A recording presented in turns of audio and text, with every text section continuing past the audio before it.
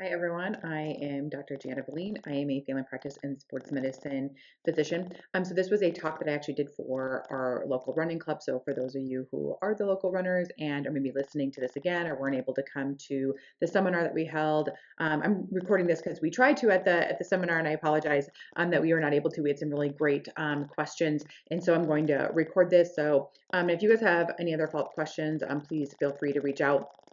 And so, as always, this is not medical advice. We're just going to talk in general about trying to stay strong with running, keeping running long into as many years as you want to, and just what some of the innovations in non-surgical sports injury care are. And so, I am actually family practice by training, which means I did 3 years of family medicine residency, followed by a sports medicine fellowship. And that sports medicine fellowship is really a non-surgical sports medicine fellowship. So you work with surgeons, but you're not doing surgery or learning. Over 90% of sports injuries are actually non-surgical. That is where our realm is.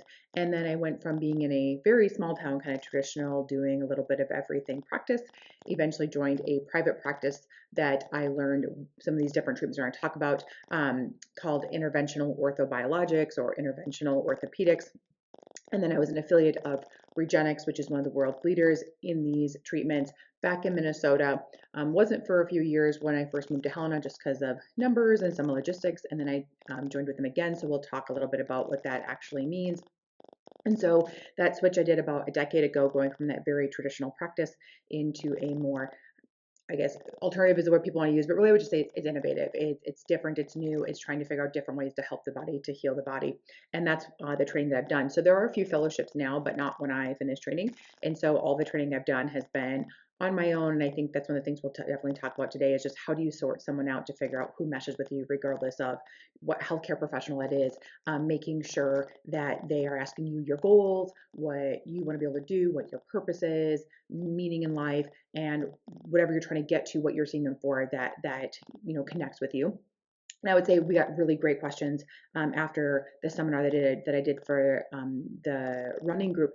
And I would say just in general, one thing to just mention to everyone as we talk through this is you're an individual. And so a lot of the questions we got were really good, but it all is individualized. So whether it's looking up nutrition advice, physical fitness advice, even, I think you gave some general recommendations about, sleep, stress management, but you're still an individual. And so when we get some of these recommendations on social media or from a friend or this person, that might have worked for them, but just still understanding you're an individual, and whoever you're seeing should be asking you your goals, your purpose. What are you looking for? Is this something that you're trying to do for years?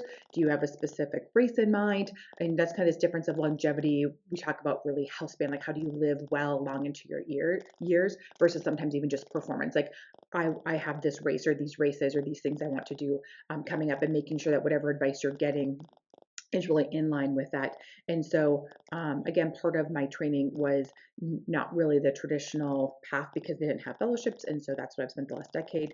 We have to go to a lot of different conferences and courses. And so I do have a certification from the Interventional Orthobiologic Foundation. There's a certain number of classes and courses you have to go through in order to get that certification. And it's not just you pay your money like a lot of CME is, so continuing medical education credits.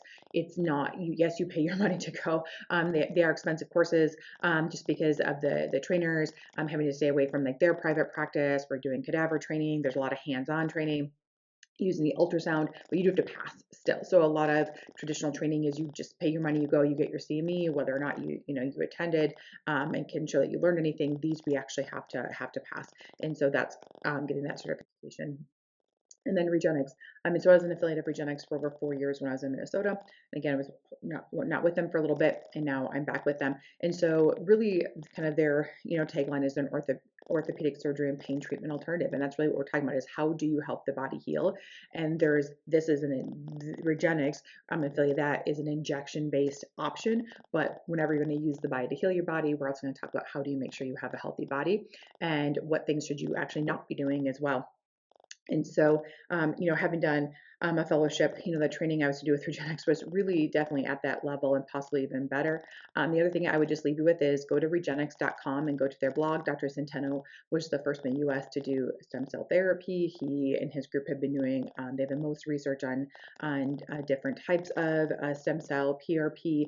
You can put in knee arthritis, meniscus tear, stem cell, PRP. You can kind of put in anything, back pain, into that blog. They're very quick reads, but they'll hyperlink to other ones that are very similar or build off of that. And then there's a link of all the research as well if you want to be able to look into that in addition. So a really great resource, really great education. Educating yourself is kind of the best thing you can do in this realm.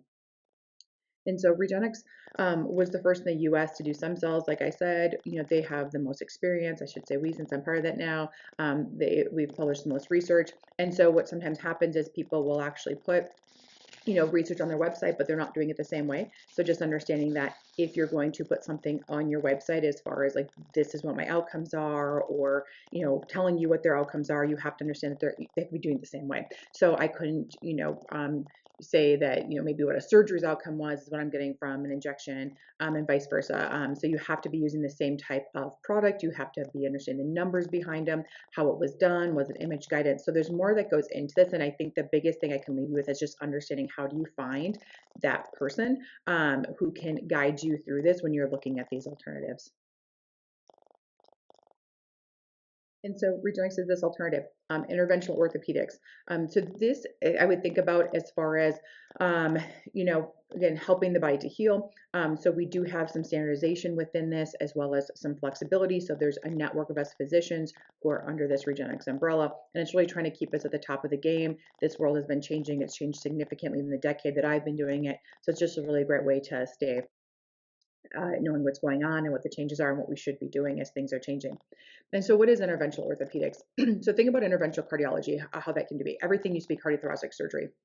So I used to work at this fitness center, and it was part of cardiac rehab. And so there was a bunch of guys that all had the chest scar over their sternum. They called themselves the zipper gang from all the open heart surgery. So most things were done with open heart surgery a long time ago. And then as things progress, things advance, almost everything is done with interventional cardiology now. And sometimes there is a need for open heart surgery, but it's less and less. And that's really where interventional orthopedics is coming from, is how can we do things image guided, high level, and avoiding surgery so you have less downtime and quicker recoveries. And again, this is really talking about how do we help the body to heal the body. Our bodies are really amazing at their ability to heal, and we just want to help that along. It's also using different innovations, having the technology, having the research. So looking at needle-based, image-guided, there's various injections that you can do, lots of different body parts, and then using your own cells. So obstacles that get in the way. I mean, money, time, confusion, fear, trust, these are all legitimate. And I think the best thing I can leave you with is knowing someone who can talk through each of these with you. And we'll talk through these a little bit more specifically as well, but it is more affordable than you think. And with everyone having higher deductible plans now, this definitely makes a difference. And your time, less downtime, less time away from work. That does factor in depending on when you're talking about money as well, not understanding the difference, just the fear of safety, and we'll definitely address that as well. And then finding somebody you can trust, who can talk through this with you, all the different products, understanding what can we do and what can't we do, what should we be doing, what shouldn't we be doing. I think that's the biggest thing, is finding someone who's been trained who can have that conversation with you. And one other thing before we get into like the actual nuts and bolts of the talk today is this thing called confirmation bias. And I talk about this at the beginning of most of my talks. And really because whenever we hear things that are different than what we've always been told, a lot of times we kind of get this like, we don't always know it's an uncomfortable feeling, like that person doesn't know what they're talking about. And sometimes we shut them off, and maybe we don't actually even listen to what else they have to say. And we all have biases, and it's okay. We're supposed to have biases. This is how we are as human beings. And the point isn't to make them go away. It's to be aware of them, and then check yourself when you're feeling uncomfortable or feel like, oh, I don't want to listen to that person, or maybe I'm not going to listen to anything else they say because I don't agree with this one thing. Maybe you don't agree with that one thing, but maybe you agree with other things. And how do you start to explore this world where we take information and we look for things that are consistent with our already existing beliefs. And so trying to change your mind can be very, very difficult because everything that comes in, we're trying to fit into this box that we already know. So just trying to be open to that. Not everything needs to fit in that box. It's okay to change your minds, understanding why we change our minds, and not just because one, social media influencer told us to, but we should really start to understand how to go through that process of changing our mind and why we sometimes feel uncomfortable. And so if you're going to use the body to heal itself, you need to have an understanding of what it truly means to be healthy. So I think that's the other piece is what we say is healthy isn't always the same. And I think, we've always correlated this a lot to just weight, and that's really untrue. You can be a normal weight and still be unhealthy. You can still have a lot of chronic medical diseases. You can be on a lot of medications. You can have other things going on. You can look completely normal on the outside, but if you're not sleeping well, if you don't have a good relationship with stress, if you still aren't eating well, how much muscle mass do you have? What's your fat deposit? How, those things definitely make a difference. What are these biomarkers, and looking years and years before we develop disease to really truly know what that means. And I've talked about this quite a bit already, just who to get advice from, whether I get the pain, injury, health in general, nutrition. And this is one of the things with social media and influencers, right? We're, in a sense, trying to fight against this where I don't believe in 5-second reels or even 30-second reels. And I guess if you click on that and then you get to this longer video where you're learning something, I think that, that's great. But a lot of times they don't know who you are. Since a lot of times they don't, when they're posting something, they are going to a general audience. They don't know who you are, your goals, your purpose, your mission, your aspiration. Is this a specific race? Is this a one-time, lifelong goal? Is this something where, like, I just want to, like, age as well as possible?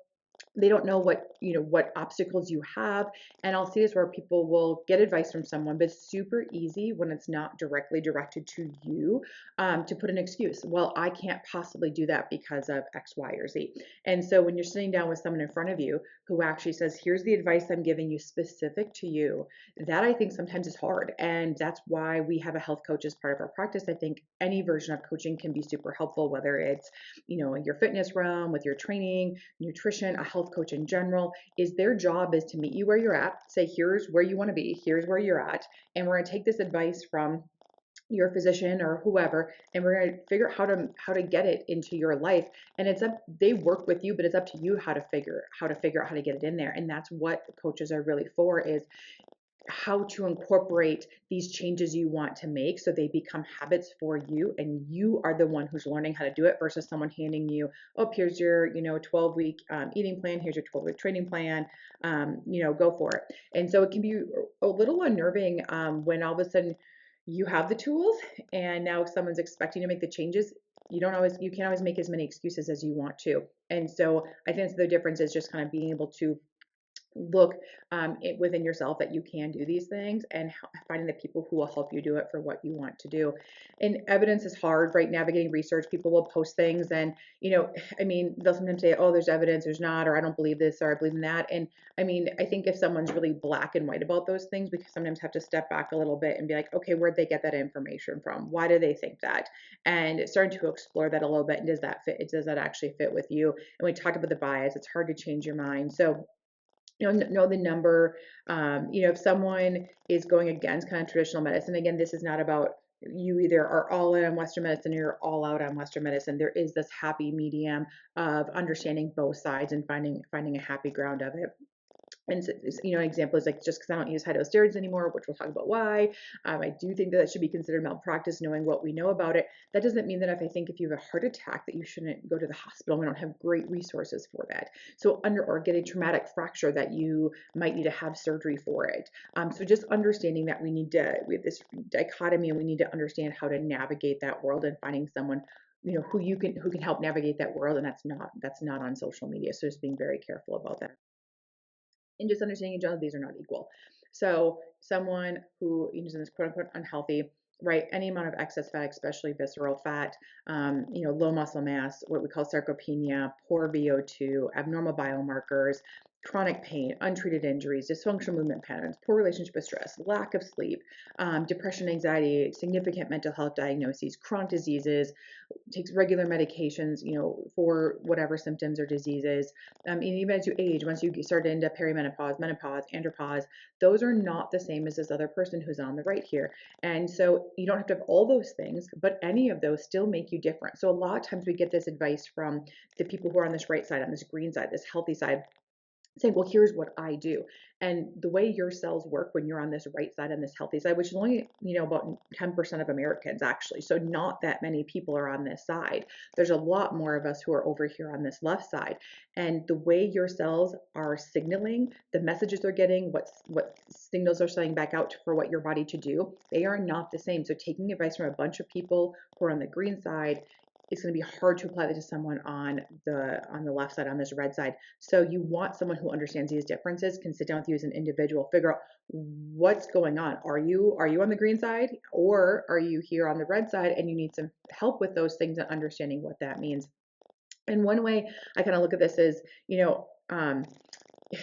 you go to a marathon, right, there's a lot of people who aren't very healthy looking, right? And so I always tell people when they want to run to get healthy, I'm like, no, no, no. Like, you stay healthy to run. You don't start running to get healthy. Like, you need to have a lot of things in place before you start running. You need to have a good fitness base. That could just be with walking or doing something else. You need to be able to do one-legged exercises, balance, foot strength, core mobility, body awareness, being able to adequately sleep, rest, recover, understanding what that means for you.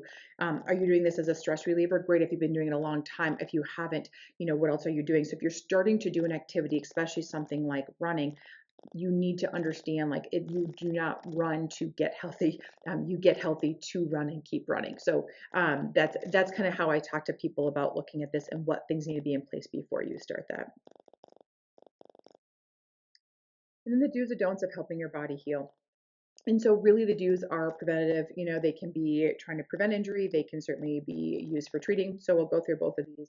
We're going to spend quite a bit of time on the don't. So some of the things just to do, we've already talked about this a lot. So, power of the mind. So this can be things like yoga, tai chi, journaling, gratitude, meditation.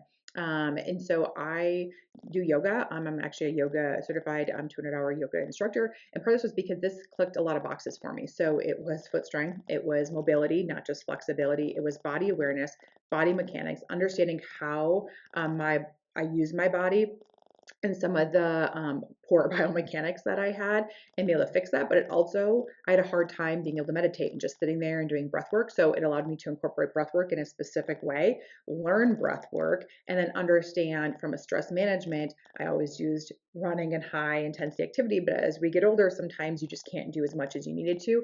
And so I was able to check a lot of these boxes with yoga. And so everyone's a little bit different. Find something that works for you.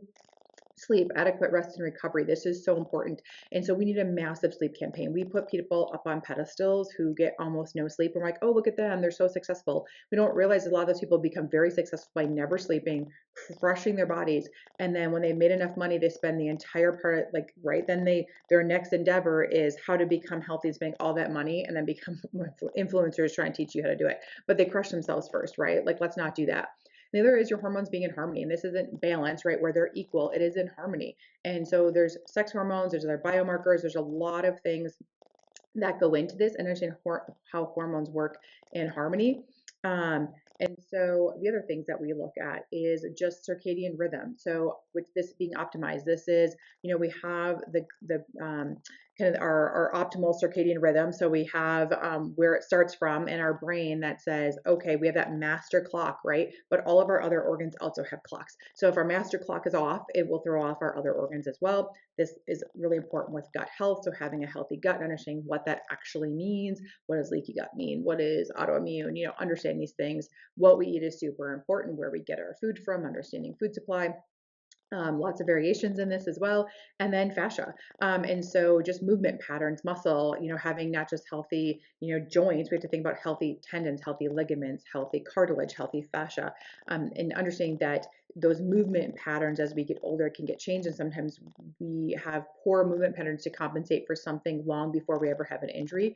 So getting those evaluated, getting those, looking at someone who, kind of meshes with you, there is training. So training in your proper zones. This is where VO2s are very helpful. So one, it's the best predictor for overall cardiovascular morbidity and mortality, but it also helps your training zones. It helps you with your nutrition. There's a lot of things that can help you with, and same thing with the DEXA scan. So not just for bone density, but body composition. So, I've seen a lot of runners I think they're very healthy, but you do these DEXA scans and they have some visceral fat starting and they're at young ages and you're like, okay, what's going on with that? So you might have a great VO2, but maybe you're starting to get some visceral fat. Or sometimes I'll hear a lot, the more I run, the more weight I gain. And stepping back and looking at things like biomarkers, VO2, DEXA to find out why that's happening and what those training zones need to be. And again, sometimes it's because we train like we're a professional athlete, although we are not. And so understand those differences, that the amount that they train is very different than what we do. Plus, that is their full-time job, and rest and recovery is a large piece of their day, which we do the same training and then we go to work and we take care of kids and all these things. And not that sometimes professional athletes don't, they don't usually have a full-time job in addition. So understanding what training means in rest and recovery.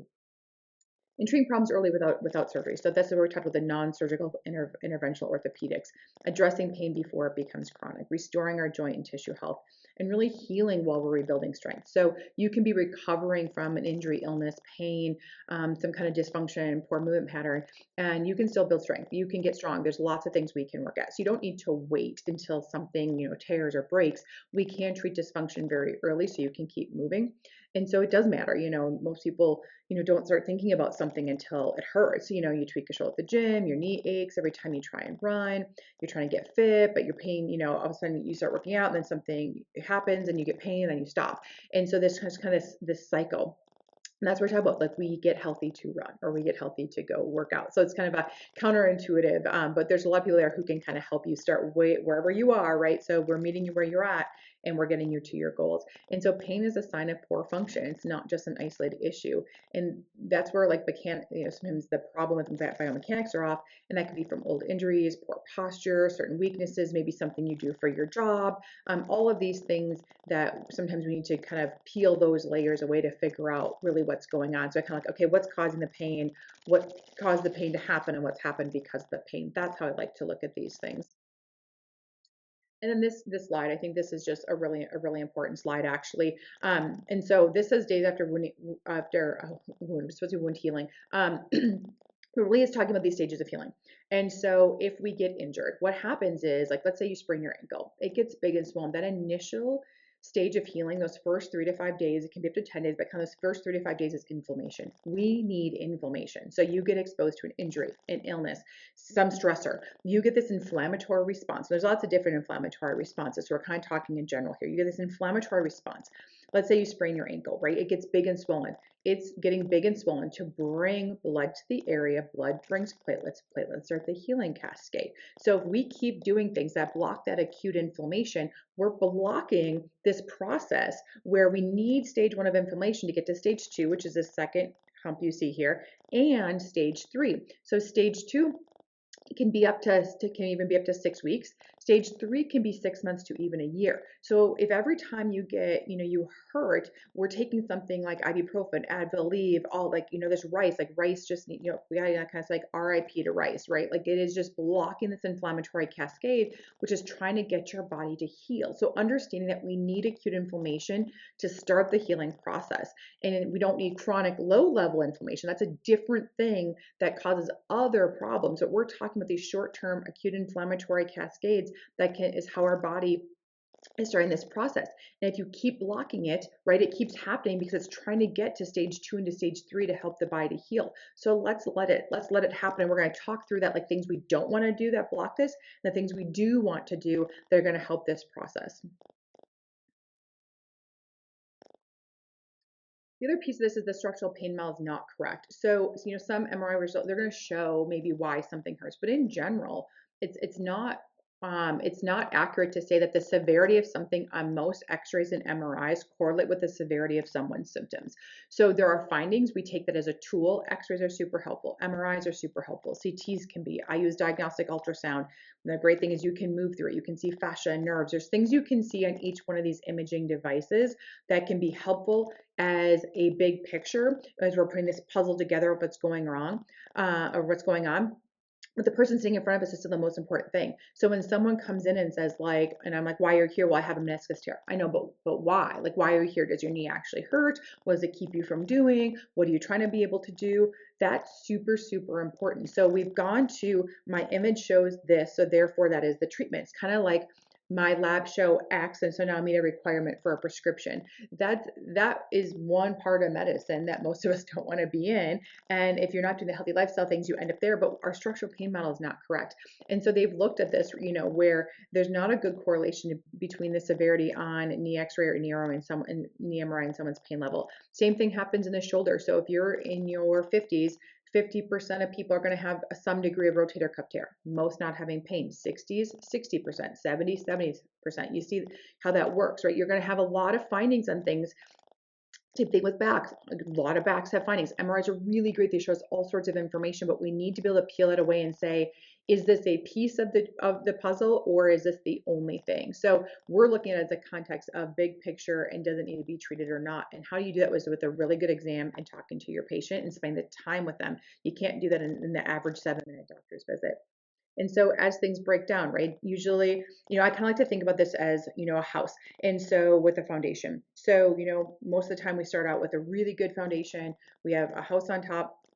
And over time, sometimes something in the house breaks, right? And you can just fix that. But over time, if the foundation starts to break down, things in the house are going to start to break down as well. And sometimes you're just patching those. You're fixing the house, but you don't understand that it's the foundation that's the problem that's breaking down. And so you can keep patching things up all you want. I kind of look at that as like a lot of our rice, anti-inflammatory, steroid injections. They're patching things in the house, but they're not looking at the foundation of the house to say, oh, we actually have to fix the foundation. And that's your lifestyle and these interventional orthobiologists get to fix the foundation piece so that way the house doesn't keep breaking down over time. And so that's just one thing as we talk about these that I want you to kind of think about is this environment that our joints, tendons, ligaments, everything heals in is we have to be thinking about the foundation as well as the house. In our current options in orthopedic care, they're not great, right? So we have our counter medications, we have NSAIDs, we have opioids. There's some of the non-steroidal, kind of non-surgical stuff, and so we'll talk through these a little bit as well. And so, from a standpoint of pharmacology, we all know that a lot of these are just band-aids, right? They're not great to do. They have some serious side effects. We really want to be careful. This slide is also super important, and this is why I talk so strongly about the anti-inflammatories. This has been shown. You can look up other things on risk of anti-inflammatories, but this study actually showed that if you block inflammation, it led to chronic pain. And so you can look this study up and read through it, but they looked at the response, the inflammatory response, and they were blocking that. And this happened with those taking oral anti-inflammatories like ibuprofen, Advil, it didn't, and steroids, and did not happen in those taking Tylenol. And so those who were taking those medications were more likely to develop chronic pain 2 to 10 years later. And so I think it's just one of those things. We have all these other studies that have shown it. But this was kind of a big one we looked at, 500,000 people in the UK after they did some other studies looking at that blockage and said, yes, those people who took anti-inflammatories were more likely to develop chronic pain. If you look at the time frame, 2 to 10 years later, if you look at that inflammatory cascade, right, we're talking about stage 3 being 6 months to a year. So if you keep blocking it, we're not going to get there. So this is just really critical that people understand that blocking acute inflammation is not always what we want to be doing. And just some things with the anti-inflammatories. Maybe you take one on occasion, but we certainly should not be taking the 800 milligrams 3 times a day at the onset of any kind of pain or injury. Really shouldn't be taking this to get through your workouts on a regular basis as well. And so they also have looked at long-term use of these leads to increased risk of arthritis progression and more likely to need a knee replacement. We also have increased risk of GI bleeds, heart failure, stroke, related death. It disrupts the cartilage. It affects bone healing. So, a lot of times if you break a bone, there's a lot of orthopedic surgeons even who've gone away from saying take ibuprofen for that. They know that it affects bone healing. Some of this, they've even seen within 1 week of using this an increased risk of a heart attack. So just being understand these are not as safe just because they're over the counter doesn't mean that they're safe. And evidence on steroids. And so we look at this. This was a more recent one just in 2025. This has gone back decades where we've looked at steroid injections are toxic to the cartilage cells inside the joint. They inhibit bone healing. They increase the risk of bone disease, things called osteonecrosis or AVM, where basically the bone actually starts to loses its blood supply. and dyes. Recurrent ones, lead to loss of bone density. Elevated glucose can make someone's diabetes go to control. So they are not without harm. It's because of the dosage that we're using. The dosages that are typically done are 40 to 80 milligrams per joint every 3 months is kind of the limit that we've given, but people a lot of times will get multiple joints done at the same time. And so what they've looked at though is if you have less than probably 3 to 4 milligrams, so even the nanogram dosage, really tiny little doses in comparison to these 40 or 80 big doses, it probably has some benefit because it's more of a physiologic response in our body. The other thing that I always tell people, because this was very interesting to me and kind of just brought this point home, is we have a lot of veterinarians who are at our conferences because they've been doing a lot of this work with PRP, bone marrow, stem cell, and racehorses for a very long time. I mean, right, those horses are worth more money than all of our lives are worth. And so they've been doing this for a long time. The max dose that they'll use for steroid was what she said for a horse at one time, usually only once, is 18 milligrams. So if we're doing 40 or 80 on our tiny little human bodies recurrently, and the max dose they're going to do in these racehorses 18, we have to be thinking about like that just doesn't make a whole lot of sense. Those high doses also suppress what's called our HPA axis, so hypothalamic pituitary adrenal axis, throws that off. They've looked at least for 6 weeks and even up to 3 months.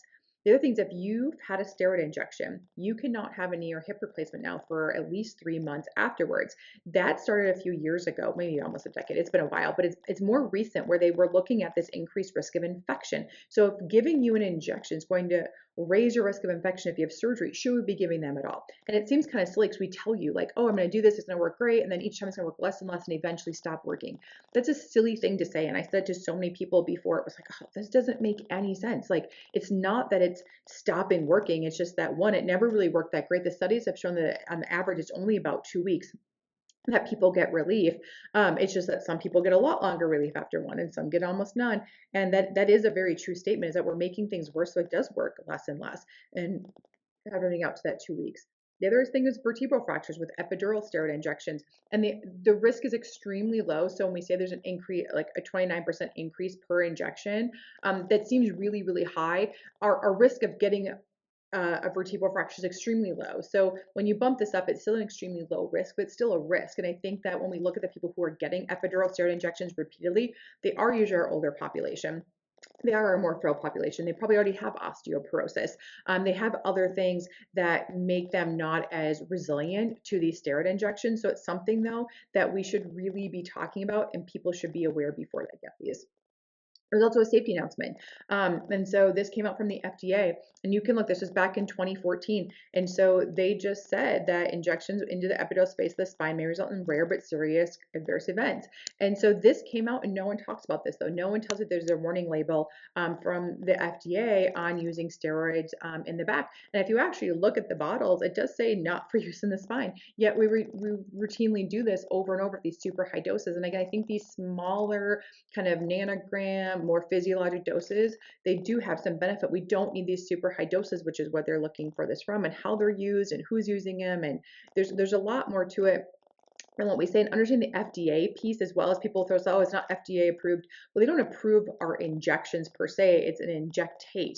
And so once a medication has been approved for a use, for something, physicians can use it off label. So the majority of medications are actually used off label. So even for like steroids, they are not FDA approved for knee arthritis pain. It was for bursitis and synovitis and a couple of other things they got approved for, but we're using them off label. So that argument, you have to kind of be able to dig through it a little bit and understand what people are saying. So usually they don't understand what FDA regulation actually means, and whether it's a drug, and that they don't really, it's a different thing if it's the procedure itself. So and then insurance coverage as well, kind of a completely different thing. So people say, oh, well, it's not covered by insurance because it's not FDA approved. And again, that's not really how it goes. In some cases, yes, with medications, usually that's how they'll get covered by insurance as they go through a certain process and the FDA approves it for a certain indication. But it's a 10-year, probably about $1 billion, it used to be multi-million, it's probably $1 billion process now for something to become a drug, which is why unless there's a really good indication, like with the weight loss drugs,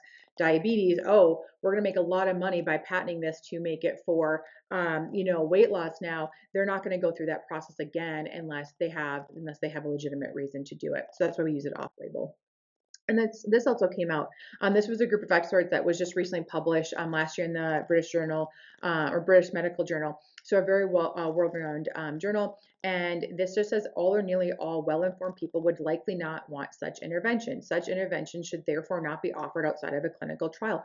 You guys are now, well-informed people. And so this is looking at some of these different injections, neuroablations in the back, targeted joint injections, and sometimes these intermuscular injections um, for chronic axial pain and chronic radicular pain. And so they're saying that most people wouldn't want these, which are actually the traditional treatments that are being done, that most people actually don't want these things.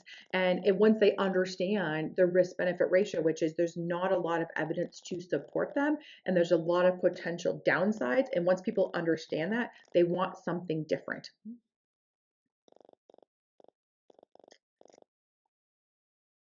Just quick, the anesthetic in the joints as well. The amount that is traditionally used as well when you get a joint injection is very high. And there's certain anesthetics that are more toxic to cartilage than others are. And so these amounts that are being used are also toxic. And so changing away from those amounts as well as those specific types that can be safer. Understand this. Again, the very traditional joint injections are still used. They're still commonplace. And when you ask why, it's because it's what we've always done. When you start looking at the research, if you actually look at the research, and that's why I said that JewieGenX.com, blog is really great. You can put in this and you'll see all the research that's in support of not using them. When people say, oh, it's what we've always done, and you start to look at the research, but there isn't evidence to support this besides that circular argument of, well, it's what we've always done. Well, why we've done it? Well, because we've always done it. And so that circular argument, we need to break that cycle. And you guys as consumers can certainly be people who do that as well, and just understanding current options in orthopedic care with surgery. It just doesn't work and can't be reversed when it doesn't. So sometimes it doesn't work very well, sometimes it works amazing, and you hear these great stories, and sometimes it doesn't. I think the hard part from a surgeon's perspective, and it probably happens with me, which is why I joined back with Regenix. So we have a registry so we can follow our patients 2 years out, even if we don't always have evidence-based, double-blind, randomized controlled trials. Is I want to know what my outcomes are. I want to know others who are doing it like me, what our outcomes are, so I can give those numbers to patients. A lot of times surgeons, when they, after that 90 days, like they don't see you, so they think their people are doing great, but we see them at our clinic, so I have a very different perspective because they're my clinic saying this didn't work. And so when we look at this, there's 700,000 meniscus surgeries that have been shown not to work, right? And so they get paid, they do the surgery, and if it fails, a lot of times they tell you it's because of you, and not that there's surgery, right? So someone gets a surgery like, oh, X-ray looks great, it's not my fault. And this isn't to say all surgeons are like that, but understanding like this is how the surgical world works in orthopedics and the amount of money that goes into it, and you can have all these conversations, but if you actually look at the numbers that 53% of surgeries have been shown to be ineffective in clinical trials. A knee replacement is 50-50 that you're going to get a good result. So understanding the research and what that particular surgeon's numbers are, just like I want people to know what is the research of what I'm actually using and what my particular numbers are, and those who are doing it like me. That's very important. You should be asking those questions. And you'll hear things about evidence. There's not enough evidence, for some of the stuff that I do. And it's like, well, you have to understand how to read the evidence, how you have to understand how to sort through it properly. But also we look at orthopedic surgery as a whole. So level 1A is the highest level of evidence, level 5 is the lowest. The average level of orthopedic surgery is a level 3. It's right in the middle. So it's not like they have, all these level 1A, top level evidence to support everything they're doing either. So we just need to kind of be on a level playing field here before when we talk about risk, downtime, again, once you have surgery, you can't undo it. What our steps should be as we go through from starting our treatment plan and working our way through from, kind of least invasive for most people and then eventually to most invasive, and making sure that gap that we have between surgery at the one end and doing nothing, that gap we fill with a lot of other things for treatment options. And we're getting there. That's where this interventional orthobiologics is coming from. So let's look a little bit again. Well, tips with lifestyle, we talked a lot about that. So, you can do support braces. This is not immobility braces, support braces, physical therapy, all sorts of various types of physical therapy, finding someone who fits with you. We talked about the complement integrated like yoga. There's various supplements, integrative medicine, metabolic health, laser, shock wave, regenerative therapies, which we'll talk about, chiropractic, acupuncture, massage. And there's a long list of things. So finding someone who understands you and what works for you. And a lot of times, even within each of these, there's a huge variation. So seeking that out and figuring out, it's not wrong to try a couple different things and find someone who meshes with you. we'll come back to interventional orthopedics or interventional orthobiologics. So there's this variation from very simple injections, which is what most people do, to doing these more advanced interventional orthopedic injections. And so it's just looking at the system as a whole, injecting the areas, all the connected areas, and we're talking about these things as a functional units. We like to talk about things as functional units. So it's not like a single finger approach, show me one place where it hurts the worst. It's how does where that place hurts, what's all connected there, what's all attached, what's all involved in that.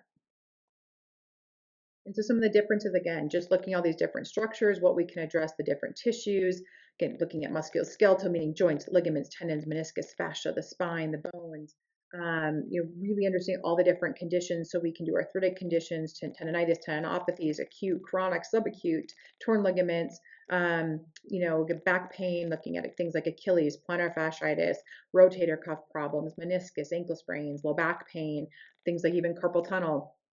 Those are all things that we can talk about addressing. A lot of nerve issues, like I said, like carpal tunnel. Those are things we talk about and give you a clear picture of what are your options.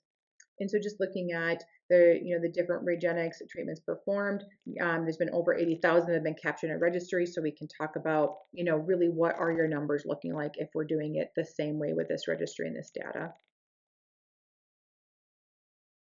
Their piece is just clinical research. They do their own, we're following that, we're evaluating what other people's research are, able to say, how does this apply to us? What's different about it? What's the same? And understanding what research means, how you interpret the research. And really, it's no longer appropriate to say there's no evidence to support these treatments.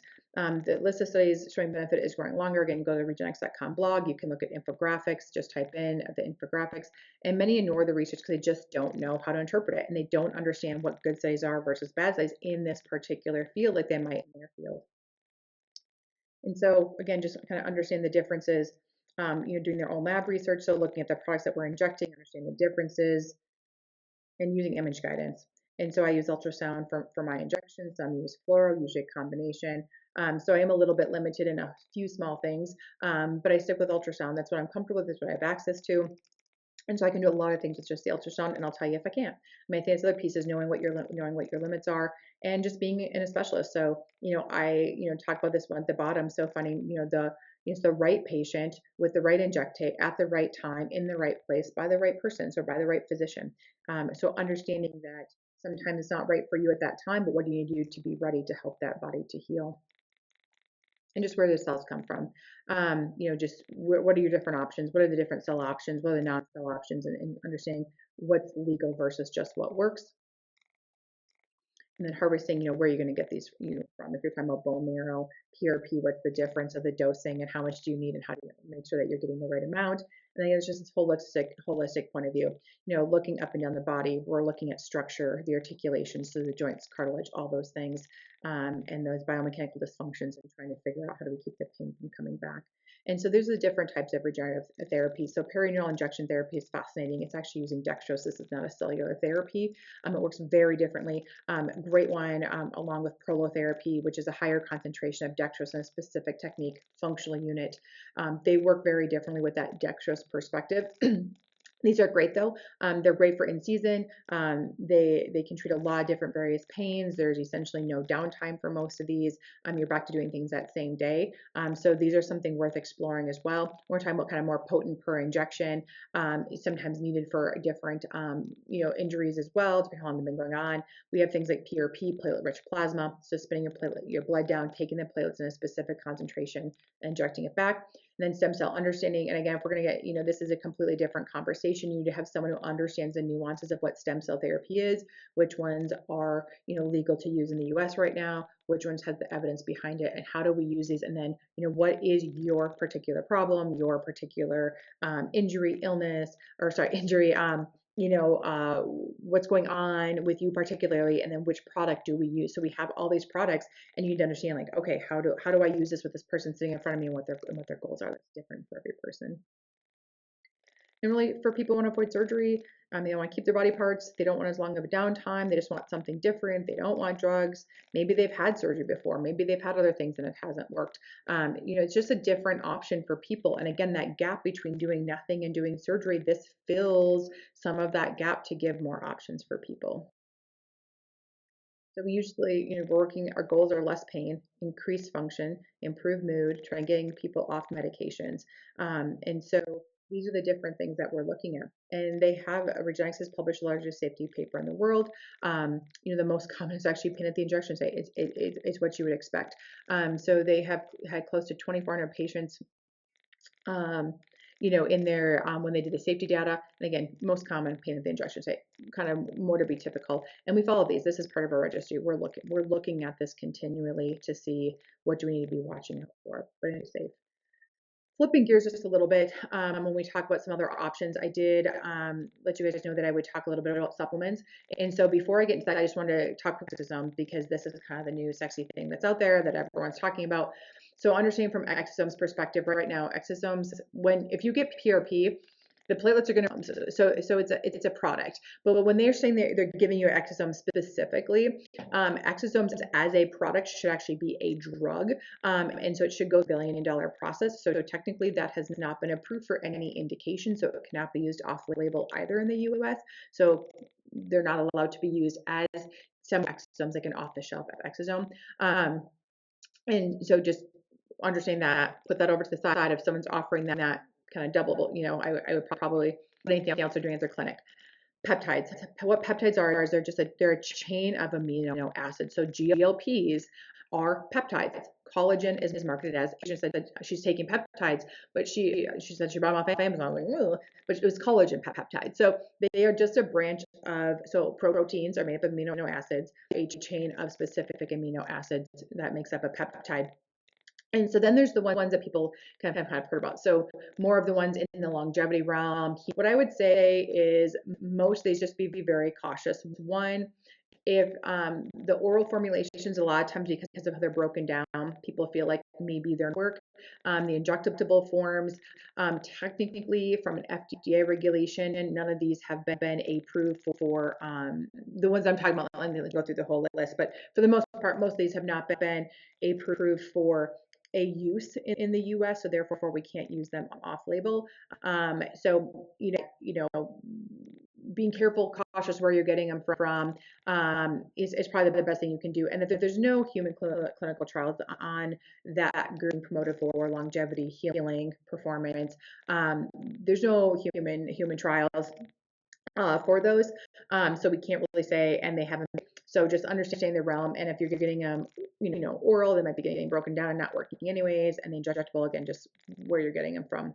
Um, and the other thing is just kind of the idea that you're going to go from, this guy over here to, the guy, the guy from, I guess it's the left. So this guy in the yellow over to our P90X, right? So just understand that you still have to do the work. These are all things, whether we talk about peptides, supplements, the injections I do, lifestyle, that whole list I gave you, chiropractic, acupuncture, massage, PT, this long list, they are things to allow you to do the work.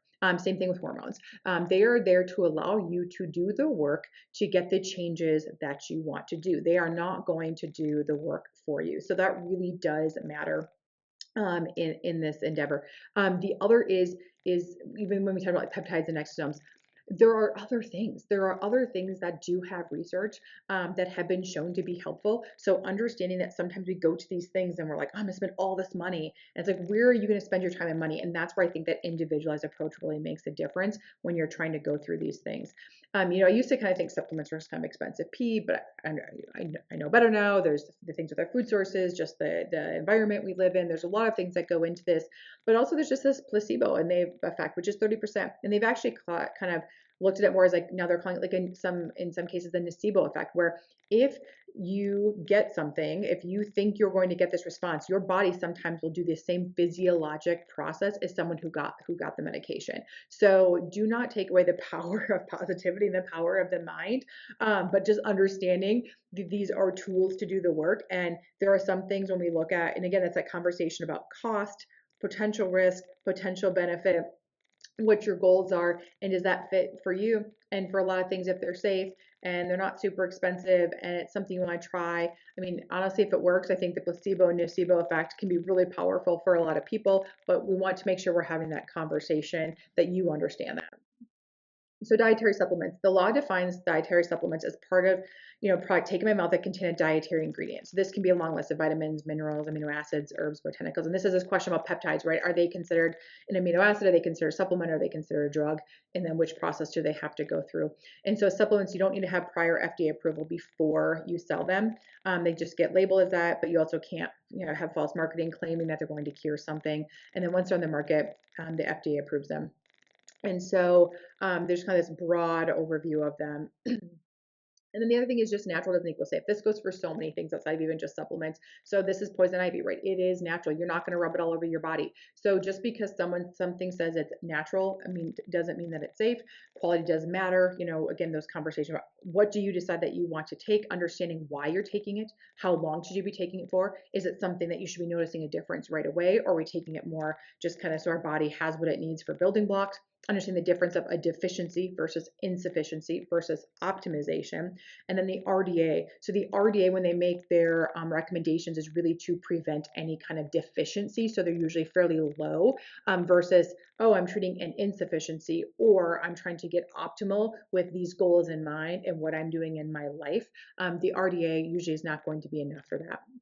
Understanding with these aids that we're talking about longevity versus healing, and again, just these questions of, are there labs I should be monitoring for? What's the potential risk versus benefit, cost? What is that number that I'm looking for, if there is a number, and should I be feeling something or not? So in general, I would just say magnesium, vitamin D3, K2, creatine, fish oil, and then there's a thing called urolithin A, worth looking up. These are ones I think most people, especially the magnesium, vitamin D, creatine, fish oil, anyone can be taking. And then urolithin A if you're over 40. Same thing with creatine. If you're over 40, it's probably worth looking at and taking. Creatine, they've shown just our muscle changes. So it's not just these big bodybuilders, right? We just need the 5 to 10 grams a day. There's some, look now at crossing the blood-brain barrier as we get older and having some brain health benefits, but really our muscle tissues change as well. Magnesium, if you work out at all, most people are just deficient with our food supply. I'm in Montana. Anyone in the northern hemisphere, most of us are low in D. Again, this is something you probably want to get a lab to know, how low am I? What am I treating? You need K2 with the D3 for absorption, and then getting your labs checked to see if you are in that optimal range and if you're actually absorbing the one that you're taking. Fish oil, I think, is something that if you eat fatty fish 2 or 3 times a week and you look at foods that are high in omega-3 and trying to understand this can be a little bit nuanced when you actually talk about omega-3s and this whole omega-6 conversation, but just understanding what that actually means and how much you need. You have to understand what the supplement bottle means as well. When it sometimes says 1,000 milligrams, it might just be that tablet is with other stuff, but maybe you really want 1,000 milligrams of EPA and DHA, or 2,000 milligrams of EPA, DHA. Understanding what your needs are and finding someone who can help guide you. Urolithin A, the brand name is Mitopure. Fascinating. If you go to our website, intuitionhealthcare.com, we have a tab at the top that says affiliates. There is a link to something called Fullscripts. We can actually, it's kind of like Amazon for supplements. It's something where we can go through and say, here's some of the, there's a lot of products, so these are not the best. It's just the ones that we've kind of, okay, here's ones that have been third party tested. Here's ones that we sometimes, that either we take or that we think are appropriate to take. So we kind of flag some of our ones if you're looking for certain products. Probably you can search that. And then there's also a link for Mitopure Urolithin A. This is when I just personally, I started taking, I haven't started taking creatine. I kind of have a plan for like checking my DEXA scan and my muscle mass and what I'm doing with that. I noticed a huge difference. I know this is everyone, not everyone, but I started taking it and the amount I could lift was crazy. My recovery was so much better. The amount I could lift, it was really like a very obvious, and I know that's not for everyone, but it was something where like, it was so obvious, like I'm going to keep taking this. And, I only take it 3 or 4 times a week. A lot of times I'm not, the thing I take every day is magnesium for sure at nighttime. That is my go-to. It's what I take all the time. All winter long, I usually try and take D3 and K2, and then I try and get my labs checked to know if I'm getting optimal results. We eat a lot of fish, so a lot of times I don't take extra omega-3.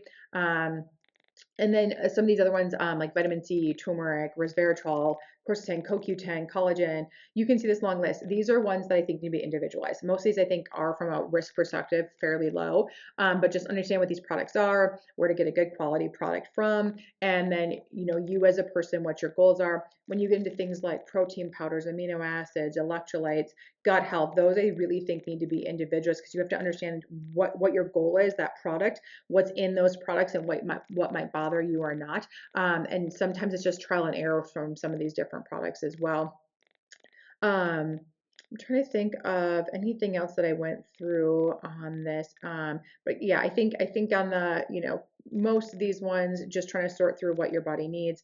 I will say with some of these ones, kind of on the right hand here is, making your own bone broth. We live in a area in Montana where I'm lucky enough, my husband hunts, so we get a lot of wild game, so we save the bones, but also we have a lot of ranches, good local ranches, and so getting, their bone marrow bones, making your own bone broth, you can hit a lot of these things, eating meat on the bone if you do, the fatty fish a couple times a week. If you're a vegetarian or vegan, you can get all the needs that all the things that you need, just be a lot more diligent about it. Just like as if someone isn't eating vegetables, or any, if they're on a carnivore diet, there's all these different diets. And I think part of these diets is individualized. You have to understand what works for you at the time in your life. And a lot of times we're changing these things, and you can do any of these quote unquote diets well, and you can do you can do any of these diets poorly. And so understanding, how do you figure out what you actually need? Quick word about the IV/IM nutritional therapies. I think these are potentially things that could be helpful. I think sometimes it's just like a faster way to saturate the tissue. So if you're getting over an injury, illness, traveling, I think that we can use these. But also understanding like the marketing piece of it, right? So a lot of times the B vitamins are marketed for this like rapid weight loss. I'm like, no, getting B vitamins is not going to dramatically just shed the weight off. You still got to do the work. If you're B deficient, and for some people, that gives them a little bit more energy. So understanding what you're using them for and why.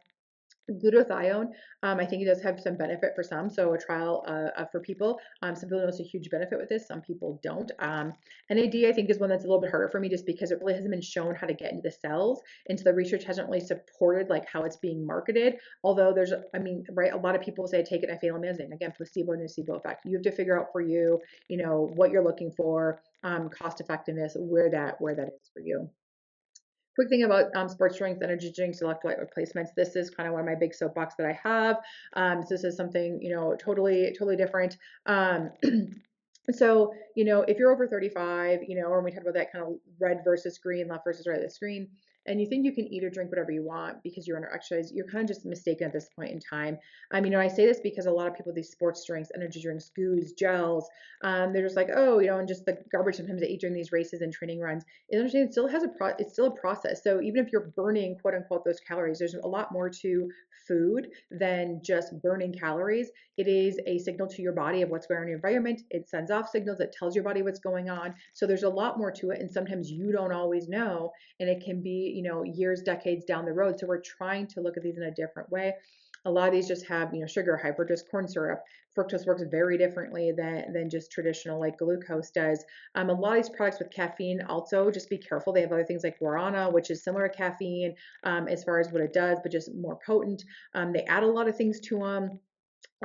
So just understanding that, and this isn't just in the liquid calorie world, which I think we just be very careful of, that just supplement energy products in general, and a lot of these like meal replacement protein bars, all of those kind of things, they have a lot of things added. And so they don't have to list on there what's added. So just being very careful and understanding what your body's actually needing, why are you replacing it, when are you replacing it, again, goals, purpose, what's going on, and do you actually need it or not?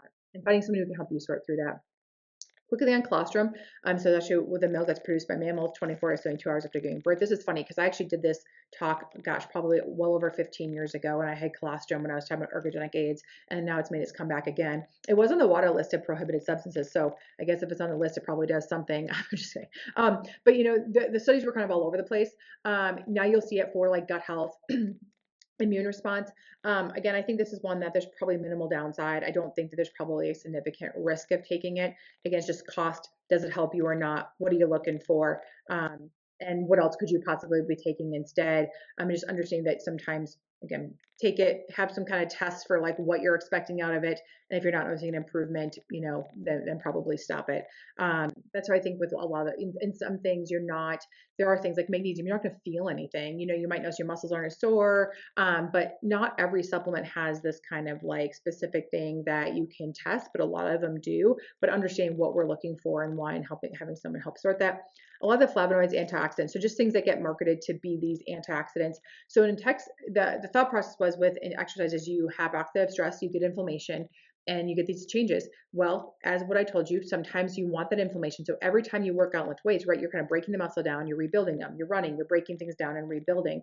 Some of that is part of that inflammatory process and cascade. So we don't always want to shut this down all the time. So sometimes you have to let your body kind of go through these changes. So they thought that maybe if you took these antioxidants, it would decrease some of that exercise-induced inflammation so you can keep pushing. And again, maybe you can, but sometimes again, our body's making that response for a reason. And so it depends on where you are in your stage of training and what you're looking for. And understand that again, that we don't always want to block all of these effects. Sometimes we want to let our bodies go through this, understanding when our body needs rest and recovery so we can keep pushing. So you want this like kind of like this little bit of overreaching versus overtraining, right? So we want to overreach a little bit, let our body rest and recover. Overreach a little bit, rest and recover. We don't all want to keep going overreaching, and that sometimes we'll get into these overtraining where we just don't let our bodies rest and recover properly. Glandules, this is different than like I would say like the organ meats. So organ meats are great if you can get them into your diet somehow, or in some of the protein powders they add the organ meats now. So having organ meats is different. These glandulars were actually ground up and they were still like from animals of different glands. So you can see the list here where they thought that it would boost like our natural hormones. So that was where this thought process came from. Again, I don't know, that's probably harmful. Again, cost effectiveness, what are you looking for? Is there something else you can be doing instead? And this other thing is just, is it covered by my insurance or not? And I think unfortunately, this is how a lot of us make our decisions, is based on insurance. And we have to understand that it is a business. So your insurance, the hospitals, a lot of the clinics, there's brokerage behind deals. There's a lot of things going on that we're not aware of that you want to think they have your best interest, but a lot of times it's a book that people who have no medical knowledge like are making decisions. I used to be able, when I very first started practicing medicine, I used to be able to call an insurance company and say, and actually talk to a physician and say, hey, this is the situation. Can I get this covered? I can't even get to anyone else that you guys can't. We go to the same line. And so it's not where we need it to be or want it to be. It's just the reality of the world that we live in, and understanding that just because something's covered by your insurance doesn't mean it's the best thing for you. And just because something's not covered by your insurance means that there's no research, there's no evidence, and we shouldn't be doing it.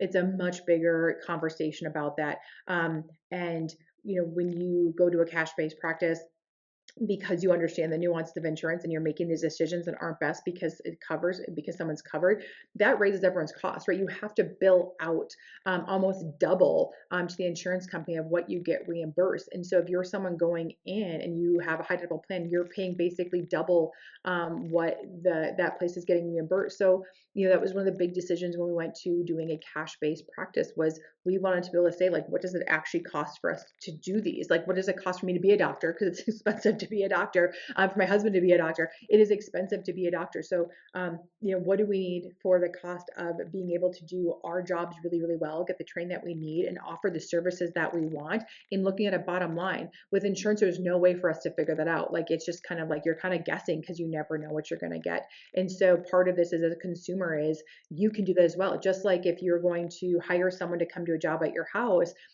or go buy a product, you're going to the store, you're going to check different things. You're going to look at, what do I get for this cost? What do I get for this cost? Like, what are the differences? How much, do I get more product? Is it a better product? What's the quality?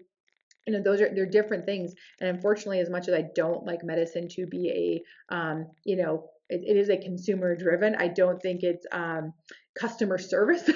like we've had it where I can get whatever I want just because I'm paying cash. Like, I don't like that piece of it.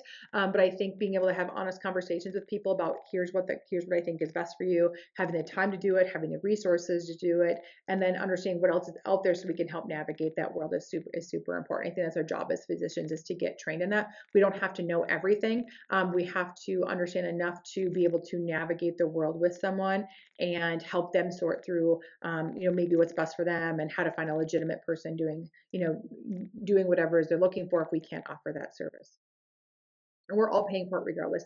This book is really great. The price we pay, definitely worth a read. Is that, again, you're paying in each month, whether you want to or not, whether you use it or not, and you have a high deductible plan. And so, understanding how that word came to be, I think sometimes helps guide us when we're making these decisions in our own healthcare. And self-care is not selfishness. I will leave you with this. Self-care. You have to take care of yourself. if you don't take care of yourself, you're not very good to anyone at some point in time. So you can kind of push, push, push. We can use adrenaline for a long time, but at some point you will crash. And let's not get to the crash before we start picking the pieces up and taking care of ourselves and being okay that for others it's okay to take care of themselves. And selfishness is not the same. And so, a lot of people are kind of like proud of themselves for not taking care of themselves. And I hear a lot in the healthcare workers, and I just don't like that. It's so important for us to take care of ourselves. And people might think my life is boring, and that's okay. I think getting a great night's sleep and being able to get up and, feel great and feel good and, mentally be there and cognitively be there and be able to go for a run and still go play with my son and go beyond the playground with him and play soccer and play basketball, go do things with my husband, do a workout and he says, hey, I shot an elk and I can go help haul it out. Those are things that are important for me. And so making sure that I do what I need to do on a daily basis, that I live in the world of longevity. That's, my day to day is how, longevity is really my performance on a day to day. And that's different for every single person. And so just figuring out where that is for you and what you need to do. If it's after the 12th, sorry if you're listening to this. If it's before February 12th, which I am recording it before the 12th, we do have our second webinar in longevity and performance, looking at hormone replacement therapy in the age of social media. So myths, marketing, and medicine. Our next one is coming up February 12th from 6 to 7. You can find this on our social media. You can look on our website or email us for a link. If it's after the 12th, we're going to be having one of these each month. We started a series in January where we're just really talking about longevity and performance, talking about the differences. We also have some more videos on our YouTube page where we actually specifically talked about those differences in longevity and performance and the nuances. You can always, like I said, you can always email us if you have any other questions. There's any topics that you want covered, we're always happy to talk more and do education. It's one of our favorite things to do. And when I say we, I mean me and my husband, Dr. Eric, who also is a family practice physician. We co-own Intuition Health. And I think that is it for now. Here is our contact page. And feel free to reach out with any questions, concerns, ideas for future talks. Thank you.